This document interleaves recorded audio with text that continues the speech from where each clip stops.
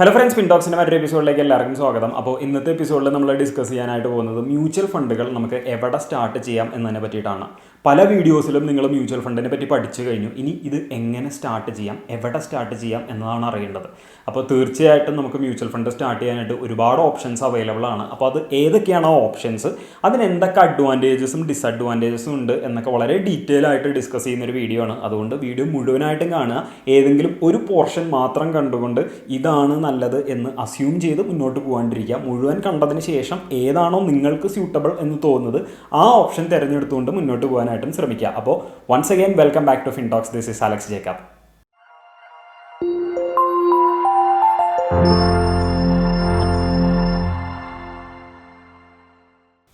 എവിടെ നിന്നാണ് mutual fund വാങ്ങുന്നത്, അല്ലെങ്കിൽ എവിടെയാണ് മ്യൂച്വൽ ഫണ്ട് സ്റ്റാർട്ട് ചെയ്യുന്നത് എന്നതിന് മുമ്പ് തീർച്ചയായിട്ടും നമ്മൾ അറിഞ്ഞിരിക്കേണ്ട ഒരു കാര്യമാണ് ആരാണ് ഈ മ്യൂച്വൽ ഫണ്ട് സെല്ല് ചെയ്യുന്നത്. കാരണം ഇത് വിൽക്കുന്നത് ആരാന്ന് പറഞ്ഞാലല്ലേ ഇത് വാങ്ങാൻ പറ്റുള്ളൂ.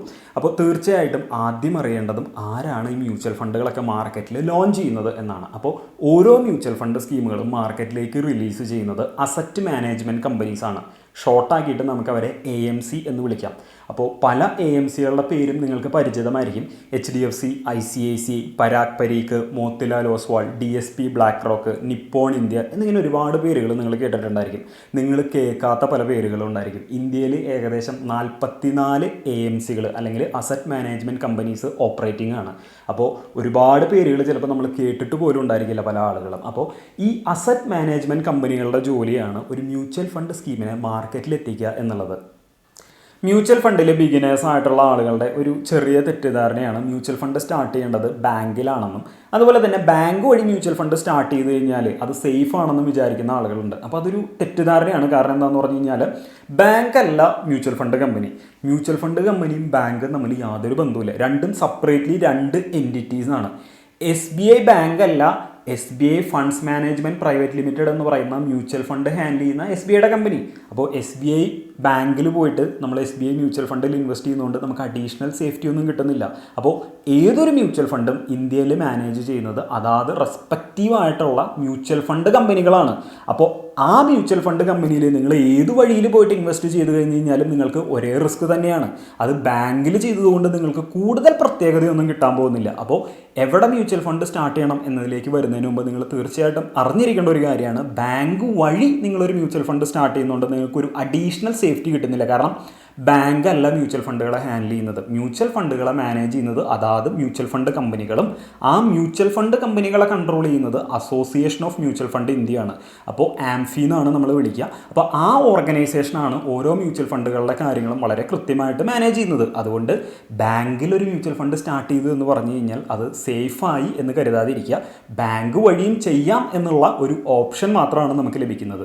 ഇപ്പോൾ ആ പ്രധാനപ്പെട്ട ചോദ്യത്തിന് ഉത്തരം നമുക്ക് കിട്ടി, ആരാണ് ഇന്ത്യയിൽ മ്യൂച്വൽ ഫണ്ട് വിൽക്കുന്നത് എന്നുള്ളത്.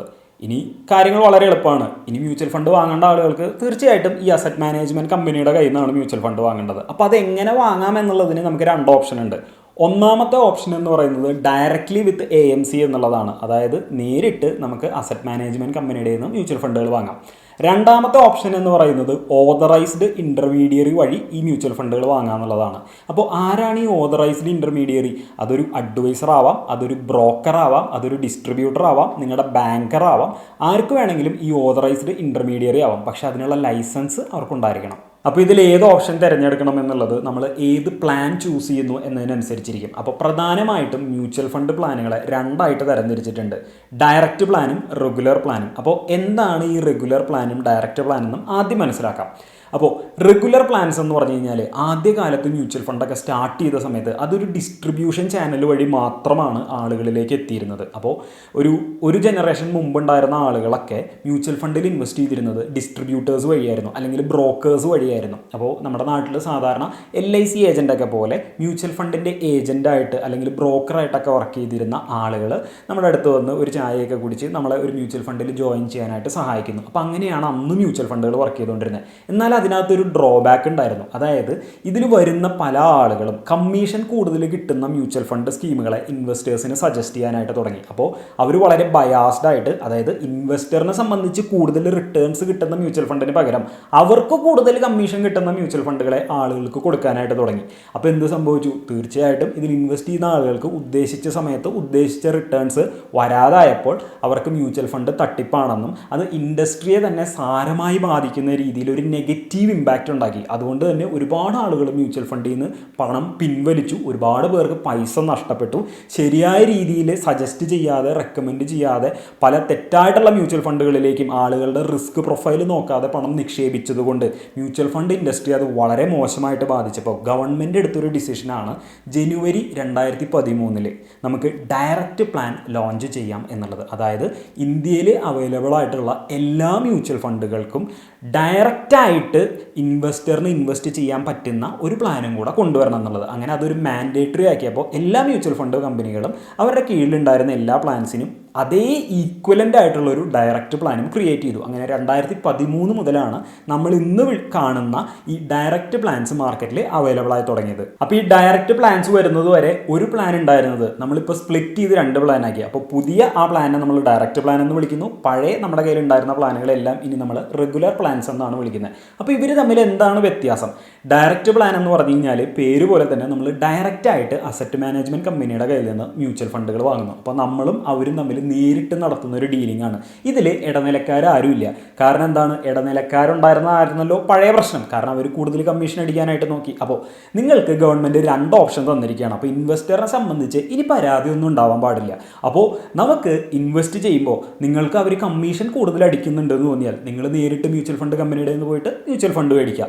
നിങ്ങൾക്ക് തോന്നുകയാണ് എനിക്ക് അതിനുള്ള നോളജ് ഇല്ല, അത് നോക്കി നടത്താനുള്ള സമയമില്ല, അല്ലെങ്കിൽ ഇതെങ്ങനെ ചെയ്യണമെന്ന് നോക്കാനോ അല്ലെങ്കിൽ അതിനെ മാനേജ് ചെയ്യാനോ ഉള്ള ഒരു കഴിവില്ല എന്ന് തോന്നുന്നുണ്ടെങ്കിൽ നിങ്ങൾ അഡ്വൈസർ വഴി പൊക്കോളൂ, അല്ലെങ്കിൽ നിങ്ങൾ ഡിസ്ട്രിബ്യൂട്ടർ വഴി മ്യൂച്വൽ ഫണ്ട് സ്റ്റാർട്ട് ചെയ്തോളൂ.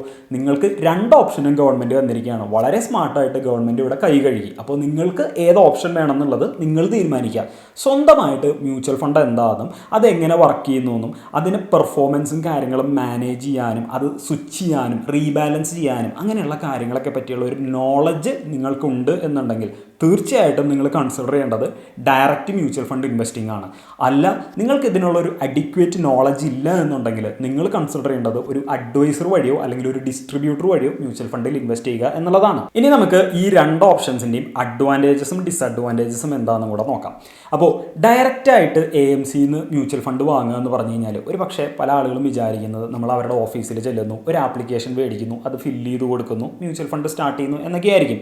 എന്നാൽ ആദ്യകാലത്ത് അങ്ങനെയൊക്കെ തന്നെയായിരുന്നു. എന്നാൽ ഇന്ന് കാര്യങ്ങളൊക്കെ ഓൺലൈൻ ആക്കിയിരിക്കുന്നതുകൊണ്ട് കാര്യങ്ങൾ വളരെ എളുപ്പമാണ്. നിങ്ങൾ നേരെ അവരുടെ വെബ്സൈറ്റിൽ പോവുക, നിങ്ങളുടെ ഡീറ്റെയിൽസ് ഒക്കെ എൻ്റർ ചെയ്യുക. പാൻ കാർഡ് മസ്റ്റാണ്. അതുപോലെ ആധാർ കാർഡ് ഉണ്ടെങ്കിൽ കാര്യങ്ങൾ കുറച്ചുകൂടെ എളുപ്പമായി. പിന്നെ നിങ്ങളുടെ ബാങ്ക് ഡീറ്റെയിൽസ്, അതുപോലെ തന്നെ നിങ്ങളുടെ ഫോട്ടോ എന്നിങ്ങനെയുള്ള ഡോക്യുമെൻറ്റ്സ് ഒക്കെ ഉണ്ടെങ്കിൽ നിങ്ങൾക്ക് ഇന്ന് മ്യൂച്വൽ ഫണ്ട് ഈസി ആയിട്ട് സ്റ്റാർട്ട് ചെയ്യും. അപ്പോൾ അവരുടെ വെബ്സൈറ്റ് വിസിറ്റ് ചെയ്ത് ഡീറ്റെയിൽസ് ഒക്കെ എൻ്റർ ചെയ്ത് കഴിഞ്ഞാൽ നിങ്ങൾക്കൊരു മ്യൂച്വൽ ഫണ്ട് നേരിട്ട് അവരുടെ വെബ്സൈറ്റിൽ തന്നെ സ്റ്റാർട്ട് ചെയ്യാം.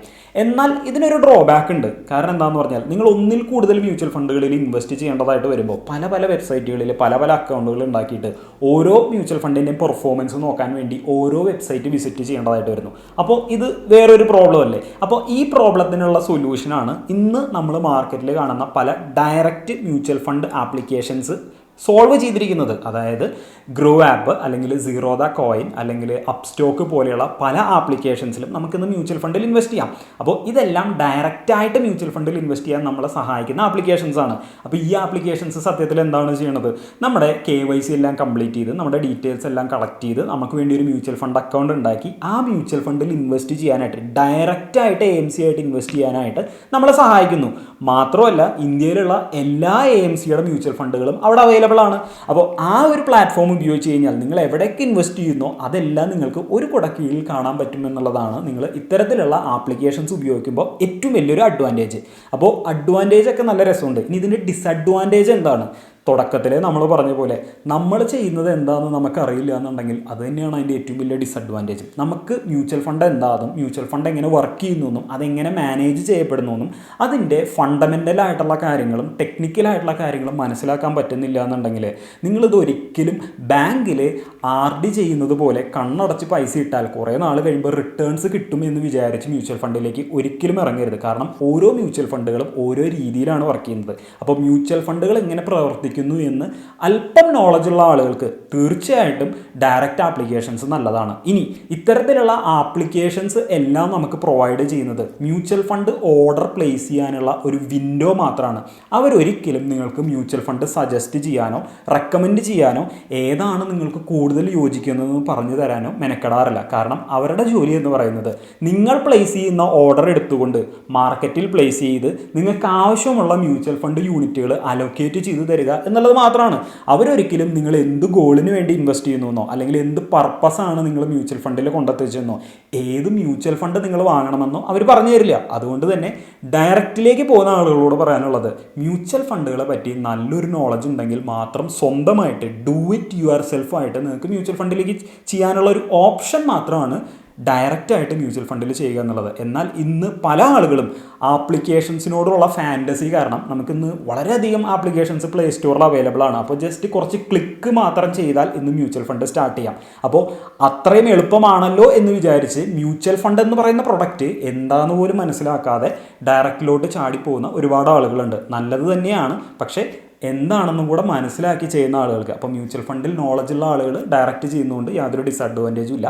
അറിയാത്ത ആളുകൾ ബെറ്റർ അത് ചെയ്യാതിരിക്കുന്നതായിരിക്കും നല്ലത് എന്നുള്ളതാണ് എൻ്റെ ഒരു സജഷൻ. ഇനി നമുക്ക് റെഗുലർ പ്ലാൻസ് എന്താണെന്ന് നോക്കാം. അപ്പോൾ ആദ്യകാലത്ത് എന്താണോ നടന്നിരുന്നത് അത് തന്നെയാണ് ഇപ്പോഴും റെഗുലർ പ്ലാൻസിലും നടക്കുന്നത്. അതായത് ഇടനിലക്കാരനായിട്ട് ഒരു ബ്രോക്കറോ ഡിസ്ട്രിബ്യൂട്ടറോ അഡ്വൈസറോ അവിടെ ഉണ്ട്. അപ്പോൾ നമ്മൾ മ്യൂച്വൽ ഫണ്ടിൽ ഇൻവെസ്റ്റ് ചെയ്യുമ്പോൾ ഇവർ വഴിയായിരിക്കും നമ്മൾ ഒരു അസറ്റ് മാനേജ്മെൻറ്റ് കമ്പനിയിൽ ഇൻവെസ്റ്റ് ചെയ്യുന്നത്. അപ്പോൾ ഈ ഇടയ്ക്ക് നിൽക്കുന്ന ആളുകൾ ആരാണോ അവരുടെ അണ്ടറിലായിരിക്കും ഒരു 90% നമ്മൾ ജോയിൻ ചെയ്യേണ്ടതായിട്ട് വരുന്നത്.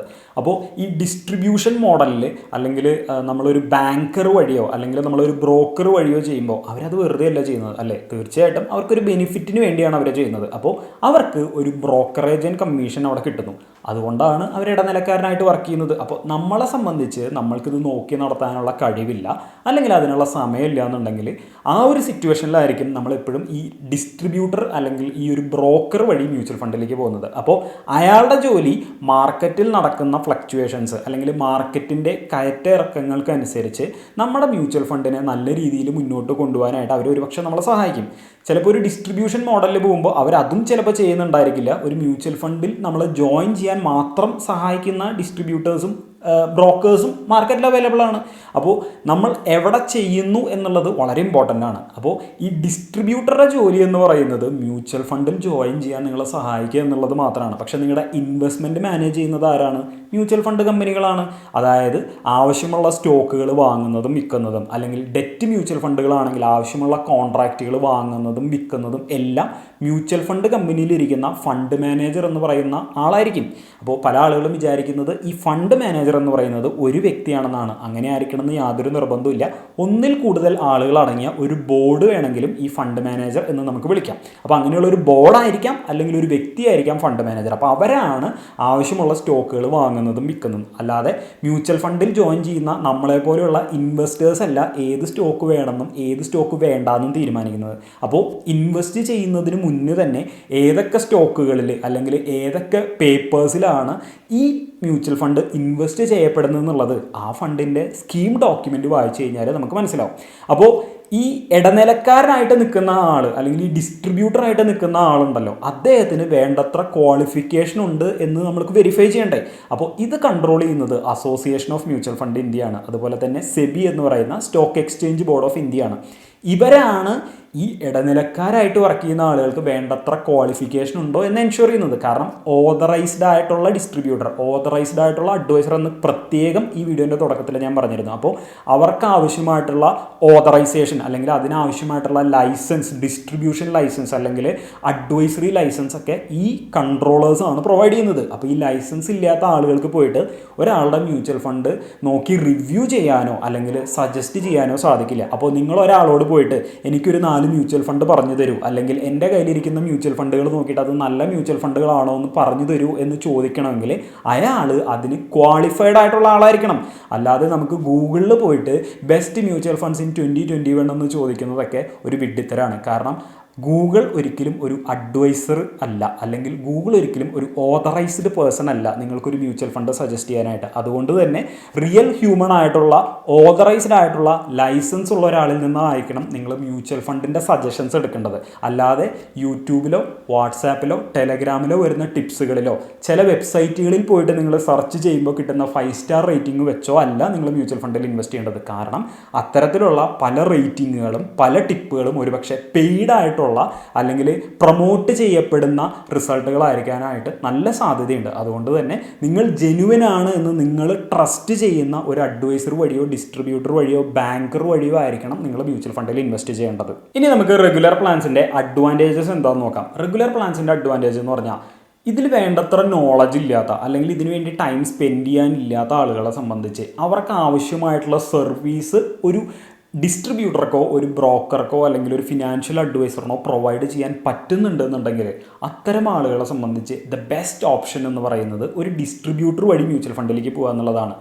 അപ്പോൾ തീർച്ചയായിട്ടും അതൊരു ഫ്രീ സർവീസ് അല്ല, അവർക്ക് അവിടെ എന്തെങ്കിലും ഒരു ബെനിഫിറ്റ് ഉള്ളത് കൊണ്ടാണല്ലോ അവർ ഇടയ്ക്ക് നിൽക്കുന്നത്. അപ്പോൾ ആ ബെനിഫിറ്റ് എന്ന് പറയുന്നത് ഒരു ബ്രോക്കറേജ് ആൻഡ് കമ്മീഷൻ ആയിരിക്കും. അപ്പോൾ ആരാണ് ഈ ബ്രോക്കറേജ് ആൻഡ് കമ്മീഷൻ കൊടുക്കുന്നത്? നമ്മളല്ല നേരിട്ട് കൊടുക്കുന്നത്. നമ്മളെപ്പോഴും ഒരു LIC സ്കീമിലുള്ളതുപോലെ നമ്മൾ പോളിസി അടച്ചു പോകുമ്പോൾ LIC ആണ് അവരുടെ ഏജൻസിന് കമ്മീഷൻ കൊടുക്കുന്നത്. അതുപോലെ തന്നെ ഓരോ മ്യൂച്വൽ ഫണ്ടിലും നമ്മളൊരു മ്യൂച്വൽ ഫണ്ട് സ്റ്റാർട്ട് ചെയ്ത് കഴിഞ്ഞാൽ ആ മ്യൂച്വൽ ഫണ്ടിലേക്ക് നമ്മൾ അടയ്ക്കുന്ന ഇൻവെസ്റ്റ്മെൻറ്റിൽ നിന്ന് ഒരു തുകയായിരിക്കും ഈ ബ്രോക്കറേജ് ആൻഡ് കമ്മീഷനായിട്ട് കൊടുക്കുന്നത്. അപ്പോൾ നമ്മൾ മ്യൂച്വൽ ഫണ്ട് സ്റ്റാർട്ട് ചെയ്യുമ്പോൾ നമ്മൾ ഈ ബ്രോക്കറേജ് ആൻഡ് കമ്മീഷൻ അവരെങ്ങനെയാണ് പിടിക്കുന്നത്? ഓരോ മ്യൂച്വൽ ഫണ്ടിനും എക്സ്പെൻസ് റേഷ്യോ എന്ന് പറയുന്ന ഒരു കാര്യമുണ്ട്. അപ്പോൾ ഒരു മ്യൂച്വൽ ഫണ്ട് കമ്പനി, ഞാൻ നേരത്തെ പറഞ്ഞ പോലെ, അവർ മ്യൂച്വൽ ഫണ്ട് നടത്തുന്നതും ഒരു ഫ്രീ സർവീസ് അല്ല. അവർക്ക് അവരുടേതായിട്ടുള്ള സ്റ്റാഫ് ഉണ്ട്, ഓഫീസ് ഉണ്ട്, അവരുടെ റെൻറ്റ്, യൂട്ടിലിറ്റീസ്, അങ്ങനെ അവർക്കൊരു മ്യൂച്വൽ ഫണ്ട് നടത്തുന്നതിന് അവർക്കൊരു കോസ്റ്റ് വരുന്നുണ്ട്. അപ്പോൾ ആ ഒരു കോസ്റ്റ് അവർ ഇത്തരത്തിൽ ഇൻവെസ്റ്റ് ചെയ്യുന്ന ആളുകളുടെ കയ്യിൽ നിന്ന് തന്നെയാണ് ഈടാക്കിക്കൊണ്ടിരിക്കുന്നത്. അതിനെയാണ് നമ്മൾ മ്യൂച്വൽ ഫണ്ടിൻ്റെ എക്സ്പെൻസ് റേഷ്യോ എന്ന് പറയുന്നത്. അപ്പോൾ സാധാരണ മ്യൂച്വൽ ഫണ്ടുകൾക്ക് എക്സ്പെൻസ് റേഷ്യോ എന്ന് പറയുന്നത് 2% അതിൽ താഴെയായിരിക്കും. ഇപ്പോൾ കോമൺ ആയിട്ട് നിങ്ങൾ നോക്കിക്കഴിഞ്ഞാൽ പല മ്യൂച്വൽ ഫണ്ടുകൾക്കും ചിലപ്പോൾ ഒരു 1%, 1.5% മുതൽ 2% വരെയായിരിക്കും അവരുടെ എക്സ്പെൻസ് റേഷ്യോ എന്ന് പറയുന്നത്. അപ്പോൾ ഒരു മ്യൂച്വൽ ഫണ്ട് നടത്താൻ വേണ്ടുന്ന ആ എക്സ്പെൻസ് ഇൻവെസ്റ്റേഴ്സിൻ്റെ കയ്യിൽ നിന്ന് വാങ്ങിയിട്ട് അതിനകത്തു നിന്നൊരു പെർസെൻറ്റേജാണ് ഈ ബ്രോക്കറേജ് ആൻഡ് കമ്മീഷനായിട്ട് ഇതിൻ്റെ ഇടയ്ക്ക് നിൽക്കുന്ന ഡിസ്ട്രിബ്യൂട്ടേഴ്സിന് മ്യൂച്വൽ ഫണ്ട് കമ്പനികൾ ഡിസ്ട്രിബ്യൂട്ട് ചെയ്യുന്നത്. അപ്പോൾ നിങ്ങളൊരിക്കലും നിങ്ങളുടെ ഡിസ്ട്രിബ്യൂട്ടർക്കോ അല്ലെങ്കിൽ നിങ്ങളുടെ അഡ്വൈസർക്കോ നിങ്ങൾ ചിലപ്പോൾ ഈ കമ്മീഷനും ബ്രോക്കറേജും കൊടുക്കേണ്ടതായിട്ട് വരുന്നില്ല. എന്നാൽ അവർ നിങ്ങൾക്കൊരു ക്വാളിറ്റി സർവീസ് തരുമ്പോൾ ആ സർവീസിന് ഈക്വലൻ്റ് ആയിട്ടുള്ള ഒരു ഫീസ് അവർക്ക് ഈടാക്കാനുള്ള ഒരു വ്യവസ്ഥയുണ്ട്. അത് ചിലപ്പോൾ വൺ ടൈം ആയിട്ടൊരു ഫീസ് മേടിക്കാം, അല്ലെങ്കിൽ അവർക്ക് വേണമെങ്കിൽ റിക്കറിംഗ് ആയിട്ട് എവറി ഇയർ ഒരു ഫീസ് മേടിക്കാം, മന്ത്ലി ഫീസ് മേടിക്കാം. It depends on the company, അല്ലെങ്കിൽ ആര് നിങ്ങൾക്ക് സർവീസ് പ്രൊവൈഡ് ചെയ്യുന്നു, എന്ത് സർവീസുകൾ പ്രൊവൈഡ് ചെയ്യുന്നു എന്നുള്ള രീതിയിലായിരിക്കും. ഇപ്പോൾ നിങ്ങൾ ഒരു സ്ഥലത്ത് പോയിട്ട് മ്യൂച്വൽ ഫണ്ട് സ്റ്റാർട്ട് ചെയ്യുന്നു, അവർ വെറുതെ മ്യൂച്വൽ ഫണ്ട് തുടങ്ങാൻ ഒരു ആപ്ലിക്കേഷൻ ഫില്ല് ചെയ്ത് നിങ്ങൾക്ക് മ്യൂച്വൽ ഫണ്ട് മാത്രം തുറന്നു തരുന്നു. അതിനുശേഷം നിങ്ങളുടെ മ്യൂച്വൽ ഫണ്ട് അവർ തിരിഞ്ഞു പോലും നോക്കുന്നില്ല എന്നുണ്ടെങ്കിൽ അവർക്ക് അവിടെ പ്രത്യേകിച്ച് ഉത്തരവാദിത്വമൊന്നുമില്ല. ഒരു മ്യൂച്വൽ ഫണ്ട് സ്റ്റാർട്ട് ചെയ്യാൻ മാത്രമേ നിങ്ങളെ സഹായിക്കുന്നുള്ളൂ. അങ്ങനെയുള്ള ഒരു സ്ഥലത്ത് ഒരു പക്ഷേ അവർ നിങ്ങളുടെ നിന്ന് ഫീസ് വാങ്ങാനായിട്ട് ചിലപ്പോൾ മടിക്കാറുണ്ട്, അല്ലെങ്കിൽ പലപ്പോഴും അവർ ഫീസ് വാങ്ങാറില്ല എന്നുള്ളതാണ് വസ്തുത. ഇതുപോലെ തന്നെയാണ് നിങ്ങൾ പലപ്പോഴും ബാങ്കിൽ പോയിട്ട് മ്യൂച്വൽ ഫണ്ട് സ്റ്റാർട്ട് ചെയ്യുന്ന സമയത്ത് ബാങ്ക് അവിടെ നോക്കുന്നത് ആ മ്യൂച്വൽ ഫണ്ടിൽ നിന്ന് വരുന്ന ഒരു ബ്രോക്കറേജ് ആൻഡ് കമ്മീഷൻ മാത്രമാണ്. ഒരിക്കലും ബാങ്കിൻ്റെ സൈഡിൽ നിന്ന് ഒരു കസ്റ്റമേഴ്സിനെയും അങ്ങോട്ട് വിളിച്ചിട്ട് പലപ്പോഴും മ്യൂച്വൽ ഫണ്ടിൽ വേണ്ടത്ര ഒരു ഇൻവെസ്റ്റ്മെൻറ്റ് ഗൈഡൻസ് കൊടുക്കാറില്ല എന്നുള്ളതാണ് സത്യം. അപ്പോൾ പല ബാങ്കുകളും മ്യൂച്വൽ ഫണ്ട് സ്റ്റാർട്ട് ചെയ്യാൻ നമ്മളെ സഹായിക്കുമെന്നുണ്ടെങ്കിലും വളരെ ആക്റ്റീവായിട്ട് നമ്മുടെ മ്യൂച്വൽ ഫണ്ട് പോർട്ട്ഫോളിയോ അവർ മാനേജ് ചെയ്യാറുണ്ടാവില്ല. അതുകൊണ്ട് തന്നെ ബാങ്കിൽ മ്യൂച്വൽ ഫണ്ട് സ്റ്റാർട്ട് ചെയ്യുകയാണെങ്കിൽ മ്യൂച്വൽ ഫണ്ട് ചിലപ്പോൾ ആബ്സലൂട്ട്ലി ഫ്രീ ആയിരിക്കും. അതുപോലെ തന്നെ ചില ഇൻഡിവിജ്വൽ അഡ്വൈസേഴ്സ് അല്ലെങ്കിൽ ഡിസ്ട്രിബ്യൂട്ടേഴ്സ് ആയിട്ടുള്ള ആളുകൾ അല്ലെങ്കിൽ കമ്പനിയായിട്ട് ഡിസ്ട്രിബ്യൂഷൻ ചെയ്യുന്ന ആളുകളും ഒരു പക്ഷേ നിങ്ങൾക്കത് ഫ്രീ ആയിട്ട് തന്നേക്കാം. എന്നാൽ ചില അഡ്വൈസേഴ്സ് അവരുടെ അഡ്വൈസിന് അവർ നിങ്ങളിൽ നിന്ന് ഒരു ഫീസ് ഈടാക്കുന്നുണ്ടായിരിക്കാം. എന്നാൽ ചില കമ്പനികളും ഇതുപോലെ തന്നെ അവരുടെ സർവീസിന് അവർ നിങ്ങളിൽ നിന്നൊരു ഫീസ് ഈടാക്കുന്നുണ്ടായിരിക്കാം. അപ്പോൾ അത് കംപ്ലീറ്റ്ലി അവർ എന്ത് സർവീസ് നിങ്ങൾക്ക് തരുന്നു, എന്ത് ക്വാളിറ്റി സർവീസ് നിങ്ങൾക്ക് തരുന്നു എന്നതിനനുസരിച്ച് മാത്രമായിരിക്കും. അപ്പോൾ എല്ലാ സ്ഥലത്തും പോയി കഴിഞ്ഞാൽ ഒരുപോലെ ആയിരിക്കില്ല ചിലപ്പോൾ നിങ്ങളുടെ ഡിസ്ട്രിബ്യൂഷൻ. പലരും ഫീസ് വാങ്ങി ചെയ്യുന്നുണ്ടായിരിക്കും, ഫീസ് വാങ്ങാതെ ചെയ്യുന്നുണ്ടായിരിക്കും. അപ്പോൾ എന്ത് സർവീസ് നമുക്ക് വേണമെന്നുള്ളത് നമ്മളാണ് തിരഞ്ഞെടുക്കേണ്ടത്. അതായത് വെറുതെ ഒരു ആപ്ലിക്കേഷൻ സ്റ്റാർട്ട് ചെയ്തത് തുടങ്ങിയാൽ മാത്രം മതിയോ, അതോ ഇതിന് പ്രോപ്പറായിട്ട് റിവ്യൂ ചെയ്യണോ, ആവശ്യം വരുമ്പോൾ നമുക്ക് വിളിച്ച് ചോദിക്കുമ്പോൾ കാര്യങ്ങൾ പറഞ്ഞു തരാൻ അവിടെ ഒരാൾ വേണോ എന്നുള്ളതൊക്കെയാണ് നമ്മുടെ സർവീസ് എന്ന് പറയുന്നത്. അപ്പോൾ കണ്ണടച്ച് ആർഡി ചെയ്യുന്നത് പോലെ മ്യൂച്വൽ ഫണ്ട് ചെയ്യാണ്ടിരിക്കുക. കാരണം മാർക്കറ്റ് പെർഫോമൻസിനനുസരിച്ച് ചിലപ്പോൾ നമ്മുടെ റീബാലൻസ് ചെയ്യേണ്ടി വരിക എന്ന് പറയും. അതായത് നമ്മുടെ മ്യൂച്വൽ ഫണ്ട് ഇൻവെസ്റ്റ്മെൻറ്റുകളെ നമ്മൾ ഒരു ഫണ്ട് പെർഫോമൻസ് മോശമാണെങ്കിൽ അവിടെ നിന്ന് എടുത്ത് മാറ്റി വേറൊരു സ്ഥലത്തേക്കൊക്കെ ചിലപ്പോൾ നമുക്ക് മാറ്റേണ്ടതായിട്ട് വരും. അപ്പോൾ അങ്ങനെയുള്ള സിറ്റുവേഷൻസിലൊക്കെ നമുക്ക് അതിനുള്ള നോളജ് ഉണ്ടെങ്കിൽ നമുക്കത് ചെയ്യാം. അല്ല എന്നുണ്ടെങ്കിൽ തീർച്ചയായിട്ടും ഈ ഡിസ്ട്രിബ്യൂട്ടർ അല്ലെങ്കിൽ ഇതിൻ്റെ ഇടനിലക്കാരനായിട്ട് നിൽക്കുന്ന ഓതറൈസ്ഡ് ആയിട്ടുള്ള വ്യക്തി നമ്മളെ സഹായിക്കണം. അപ്പോൾ അത് സഹായിക്കണം എന്നുണ്ടെങ്കിൽ തീർച്ചയായിട്ടും അവിടെ ഒരു സർവീസ് അവർ തരേണ്ടി വരും. അപ്പോൾ ആ സർവീസ് തരുന്നതിന് അവർക്കൊരു കോസ്റ്റ് ഉണ്ടാവും. ആ കോസ്റ്റ് കൊടുക്കാൻ നമ്മൾ ബാധ്യസ്ഥരായിരിക്കണം. അത് വൺ ടൈം ആയിരിക്കാം, റിക്കറിങ് ഫീസ് ആയിരിക്കാം. അത് ഓരോ സർവീസ് പ്രൊവൈഡേഴ്സിനും അനുസരിച്ചിരിക്കും എന്നുള്ളതാണ്. അപ്പോൾ നിങ്ങൾക്ക് ഇതിലെ ഏറ്റവും വലിയ അഡ്വാൻറ്റേജ് എന്ന് പറയുന്നത് നിങ്ങൾക്കൊരു ക്വാളിറ്റി സർവീസ് കിട്ടും എന്നുള്ളത് തന്നെയാണ്. റെഗുലർ പ്ലാൻസ് നമ്മൾ ചൂസ് ചെയ്യുമ്പോൾ അതിനകത്ത് വരുന്ന ഡിസഡ്വാൻറ്റേജ് എന്ന് പറയുന്നത് തീർച്ചയായിട്ടും നമ്മൾ വീഡിയോൻ്റെ തുടക്കത്തിലെ പറഞ്ഞ പോലെ നമുക്ക് തരുന്ന മ്യൂച്വൽ ഫണ്ടുകൾ ഒരു പക്ഷേ ഈ ഡിസ്ട്രിബ്യൂട്ടറിനോ ബ്രോക്കറിനോ കൂടുതൽ കമ്മീഷൻ കിട്ടുന്ന രീതിയിലാണെങ്കിൽ അതതിൻ്റെ ഒരു ഡിസഡ്വാൻറ്റേജ് തന്നെയാണ്. എന്നാൽ ഇതിനകത്ത് വരുന്ന ഏറ്റവും പ്രധാന കാര്യം എന്ന് പറയുന്നത് ഇവിടെ നമുക്കൊരു ഇടനിലക്കാരനുള്ളത് കൊണ്ട് ഒരു ബ്രോക്കറേജ് ആൻഡ് കമ്മീഷനായിട്ട് ഒരു എമൗണ്ട് കൊടുക്കേണ്ടി വരുന്നു എന്നുള്ളതാണ്. എന്നാൽ അത് ചെറിയ ഇൻവെസ്റ്റ്മെൻറ്റുകൾ ചെയ്യുന്ന ആളുകളെ സംബന്ധിച്ച് അത് വലിയ ബാധിക്കുന്നൊരു കാര്യമല്ല. എന്നാൽ ലോങ് ടേമിലേക്ക് വളരെ വലിയൊരു എമൗണ്ട് ആണ് നിങ്ങൾ ചെയ്യുന്നതെന്നുണ്ടെങ്കിൽ അതൊരു ലക്ഷങ്ങളോ കോടികളോ ആയിട്ട് മാറുന്നുണ്ടെന്നുണ്ടെങ്കിൽ തീർച്ചയായിട്ടും 1 കോടി രൂപയുടെ 1% എന്ന് പറയുന്നത് ഒരു വലിയ ബ്രോക്കറേജ് ആൻഡ് കമ്മീഷൻ തന്നെയാണ് അല്ലേ. അപ്പോൾ തീർച്ചയായിട്ടും ഇതിൽ വരുന്നൊരു ഡിസഡ്വാൻറ്റേജ് എന്ന് പറയുന്നത് വലിയ എമൗണ്ട് ചെയ്യുന്ന ആളുകളെ സംബന്ധിച്ച് അവർക്ക് ചിലപ്പോൾ കൂടുതൽ ബ്രോക്കറേജ് ആൻഡ് കമ്മീഷൻ കൊടുക്കേണ്ടതായിട്ട് വരുന്നു. അതായത് അവരുടെ പ്രോഫിറ്റിൻ്റെ ഭാഗമാവേണ്ടിയിരുന്ന ഒരു പെർസെൻറ്റേജ് അവർ ബ്രോക്കറേജ് ആൻഡ് കമ്മീഷനായിട്ട് കൊടുക്കേണ്ടി വരുന്നു. എന്നാൽ മറ്റൊരു സൈഡിൽ നിന്ന് ചിന്തിക്കുകയാണെന്നുണ്ടെങ്കിൽ നമുക്കൊരു ക്വാളിറ്റി സർവീസ് തന്നതുകൊണ്ടാണ് അവർ ആ ഫീസ് ഈടാക്കുന്നത്. അപ്പോൾ ക്വാളിറ്റി സർവീസാണ് നിങ്ങൾക്ക് വേണ്ടതെന്നുണ്ടെങ്കിൽ you have to select distribution model. അല്ല നിങ്ങൾക്ക് സ്വന്തമായിട്ട് ഇത് ചെയ്യാൻ കഴിവുണ്ടെന്നുണ്ടെങ്കിൽ, നിങ്ങൾക്ക് മ്യൂച്വൽ ഫണ്ടുകളെ പറ്റി അറിയാമെന്നുണ്ടെങ്കിൽ നിങ്ങൾ ഒരിക്കലും റെഗുലർ പ്ലാൻസിലേക്ക് പോകേണ്ട യാതൊരു ആവശ്യമില്ല. നിങ്ങൾക്ക് ധൈര്യമായിട്ട് ഡയറക്റ്റ് പ്ലാൻസിൽ ഡു ഇറ്റ് യുവർ സെൽഫായിട്ട് തന്നെ ഇൻവെസ്റ്റ് ചെയ്യാനായിട്ടും സാധിക്കും. അപ്പോൾ എങ്ങനെ മ്യൂച്വൽ ഫണ്ടിൽ ഇൻവെസ്റ്റ് ചെയ്യണമെന്നും എവിടെ മ്യൂച്വൽ ഫണ്ടിൽ ഇൻവെസ്റ്റ് ചെയ്യണമെന്നും നിങ്ങൾക്കിപ്പോൾ ഒരു ഐഡിയ കിട്ടിയിട്ടുണ്ടായിരിക്കും. അപ്പോൾ നിങ്ങൾ മ്യൂച്വൽ ഫണ്ടിൽ നോളജ് ഉള്ള ഒരാളാണെങ്കിൽ തീർച്ചയായിട്ടും മ്യൂച്വൽ ഫണ്ട് കമ്പനിയുടെ വെബ്സൈറ്റിൽ പോയിട്ട് ചെയ്യുക. അല്ലെങ്കിൽ ഏതെങ്കിലും ഗ്രോ ആപ്പ് പോലെയുള്ള അല്ലെങ്കിൽ അത്തരത്തിലുള്ള ഡയറക്റ്റ് ആപ്ലിക്കേഷൻസ് വഴി നിങ്ങൾക്ക് മ്യൂച്വൽ ഫണ്ട് ജോയിൻ ചെയ്യാനായിട്ട് സാധിക്കും. അപ്പോൾ അത്തരത്തിലുള്ള ഗ്രോ ആപ്പിൻ്റെയൊക്കെ ലിങ്ക് ഞാൻ വീഡിയോൻ്റെ ഡിസ്ക്രിപ്ഷനിൽ കൊടുത്തിട്ടുണ്ട്. ഇനി അതുപോലെ തന്നെ നിങ്ങൾ ഡിസ്ട്രിബ്യൂഷൻ വഴിയാണ് പോകുന്നതെന്നുണ്ടെങ്കിൽ ഞാൻ നേരത്തെ പറഞ്ഞ പോലെ ഓതറൈസ്ഡ് ആയിട്ടുള്ള ഏത് ഡിസ്ട്രിബ്യൂട്ടറാണോ അല്ലെങ്കിൽ അഡ്വൈസറാണോ അല്ലെങ്കിൽ ബ്രോക്കറാണോ ബാങ്കറാണോ അവൈലബിൾ ആയിട്ടുള്ളത് അവരിലൂടെയും നിങ്ങൾക്ക് മ്യൂച്വൽ ഫണ്ട് സ്റ്റാർട്ട് ചെയ്യാനായിട്ട് സാധിക്കും. അപ്പോൾ ഇന്നത്തെ വീഡിയോ എല്ലാവർക്കും വളരെയധികം ഉപകാരപ്രദമായി എന്നാണ് ഞാൻ വിചാരിക്കുന്നത്. വീഡിയോ ഇഷ്ടപ്പെട്ടിട്ടുണ്ടെങ്കിൽ തീർച്ചയായിട്ടും നമ്മുടെ വീഡിയോ ലൈക്ക് ചെയ്യുക. അതുപോലെ നിങ്ങൾക്ക് ഒരു പുതിയ അറിവായിട്ട് തോന്നുന്നുണ്ടെങ്കിൽ തീർച്ചയായിട്ടും നിങ്ങൾ കൂട്ടുകാരിലേക്കും കൂടെ ഈ വീഡിയോ ഷെയർ ചെയ്ത് കൊടുക്കാനായിട്ട് ശ്രമിക്കുക. അപ്പോൾ മറ്റൊരു എപ്പിസോഡിൽ മറ്റൊരു വീഡിയോ ആയിട്ട് വരുന്നവരെ അലക്സ് ജേക്കബ് സൈനിങ് ഓഫ്.